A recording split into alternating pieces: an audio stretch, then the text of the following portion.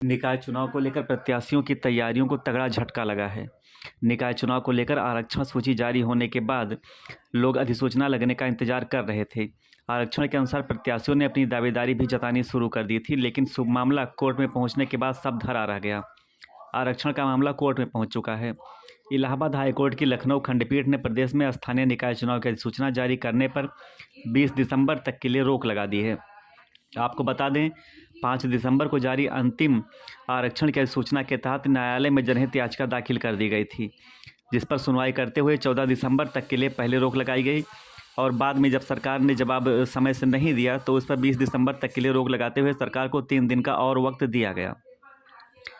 दिसंबर तक अधिसूचना अब सरकार को अपना पक्ष 20 दिसंबर तक रखना है। न्यायमूर्ति देवेंद्र कुमार उपाध्याय, न्यायमूर्ति सौरभ श्रीवास्तव की खंडपीठ ने यह आदेश रायबरेली के निवासी सामाजिक कार्यकर्ता वैभव पांडे की जनहित याचिका पर दिया। इसमें स्थानीय निकाय चुनाव में पिछड़ा वर्ग को उचित आरक्षण का लाभ दिए जाने, सीटों के रोटेशन के मुद्दे को उठाया गया है। याचिकाकर्ता का कहना है कि ओबीसी आरक्षण के लिए सुप्रीम कोर्ट द्वारा जारी किए गए ट्रिपल परीक्षण के आदेश का उल्लंघन किया गया है। याची ने इन कमियों को दूर करने के बाद ही चुनाव की अधिसूचना जारी करने का आग्रह किया। दूसरी तरफ सरकारी वकील ने कहा कि याचिका का विरोध नाजायज़ है। 5 दिसंबर को जारी अधिसूचना महज एक ड्राफ्ट आदेश है, जिस पर आपत्ति मांगी गई है। याचिकाकर्ता को वहां पर अपनी आपत्ति दर्ज करानी चाहिए। इलाहाबाद हाईकोर्ट की लखनऊ पीठ ने उत्तर प्रदेश के नगर निकाय चुनाव की अधिसूचना पर सोमवार तक रोक लगा दी गई थी, जिसे बुधवार को 20 दिसंबर तक के लिए बढ़ा दिया गया। ओबीसी को आरक्षण देने के नियमों का पूरा ब्यौरा हाईकोर्ट की लखनऊ बेंच में पेश होना है। जब तक यह ब्यौरा पेश नहीं हो जाता है, राज्य निर्वाचन आयोग को निकाय चुनाव की सूचना जारी करने पर सुप्रीम हाईकोर्ट ने रोक लगा रखी है।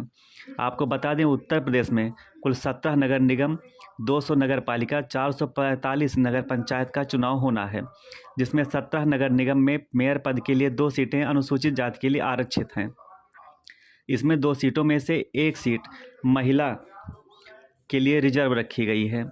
वहीं नगर निगम की 4 सीटें पिछड़े वर्ग के लिए आरक्षित रखी गई हैं, जिसमें 2 सीट भी महिलाओं के लिए रिजर्व है। दूसरी तरफ 200 नगर पालिका परिषद की सीटों में अनुसूचित जाति के लिए 27 सीटें आरक्षित हैं, जबकि पिछड़ा वर्ग के लिए 54 सीटों का आरक्षण दिया गया है। 69 सीटें अनारक्षित श्रेणी में रखी गई हैं।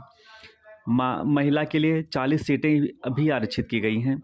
वहीं नगर पंचायत अध्यक्ष के चुनाव के लिए, जिसमें 445 सीटों पर चुनाव होना है, अनुसूचित जाति के लिए 73 सीट, अनुसूचित जनजाति की महिला के लिए 1 सीट, पिछड़ा वर्ग के लिए 147 सीट तथा 217 सीट अनारक्षित रखी गई है, जबकि महिलाओं के लिए यहां पर 107 सीटें आरक्षित रखी गई हैं।